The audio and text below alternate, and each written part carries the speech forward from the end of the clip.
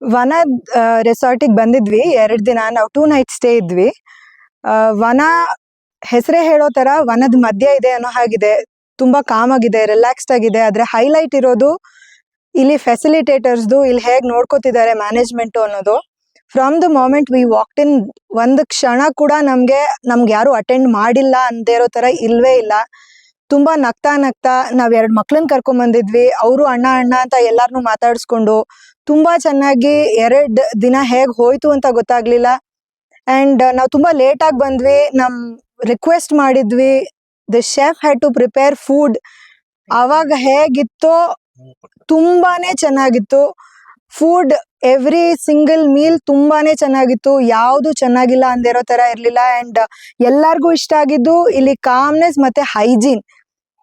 ತುಂಬಾ ಚೆನ್ನಾಗಿ ಇಟ್ಕೊಂಡಿದ್ದಾರೆ ಪ್ರಾಪರ್ಟಿನ. ಯಾರ್ ಬಂದ್ರು ತುಂಬಾನೇ ಚೆನ್ನಾಗಿರುತ್ತೆ. You can enjoy a lot. Family ಜೊತೆ ಬನ್ನಿ, ಫ್ರೆಂಡ್ಸ್ ಜೊತೆ ಬನ್ನಿ, ಎಲ್ಲರಿಗೂ ಏನ್ ಬೇಕು ಎಲ್ಲ ಇದೆ ಇಲ್ಲಿ. ಆಕ್ಟಿವಿಟೀಸು ತುಂಬಾ ಚೆನ್ನಾಗಿದೆ. ಇಲ್ಲಿ indoor games is a highlight. ಬಾಕಿ ಕಡೆ ಇರೋ ತರ ಇಂಡೋರ್ ಗೇಮ್ಸ್ ಇಲ್ವೇ ಇಲ್ಲ. ತುಂಬಾ ಡಿಫ್ರೆಂಟ್ ಆಗಿ, ಯುನೀಕ್ ಆಗಿ ಇಟ್ಕೊಂಡಿದ್ದಾರೆ ಇಂಡೋರ್ ಗೇಮ್ಸ್ ನ. ಚೆನ್ನಾಗಿದೆ, ಬನ್ನಿ ಎಂಜಾಯ್ ಮಾಡಿ, ವನಾಗೆ ಸಪೋರ್ಟ್ ಮಾಡಿ. ಮಲ್ಪುಲ್ ಮಾತ್ರ ನೆಕ್ಸ್ಟ್ ಲೆವೆಲ್.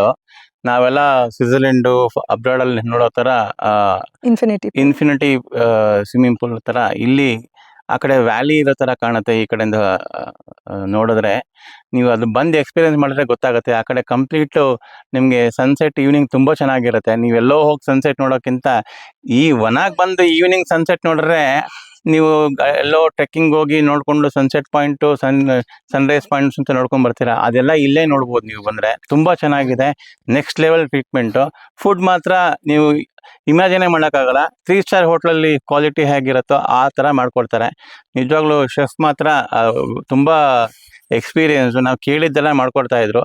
ನಮ್ಗೆ ವೆಜಿಟೇರಿಯನ್ ಆಗಿರೋದ್ರಿಂದ ನಮ್ಮ ಫ್ಯಾಮಿಲಿಯವರೆಲ್ಲ ಪೂರ್ತಿ ನಮ್ಗೆ ವೆಜ್ ಅಲ್ಲಿ ಏನೇನು ಸ್ಪೆಷಲ್ ಡಿಶಸ್ ಮಾಡ್ಕೊಡ್ಬೋದು ಅಷ್ಟೂ ಮಾಡ್ಕೊಟ್ಟಿದ್ದಾರೆ.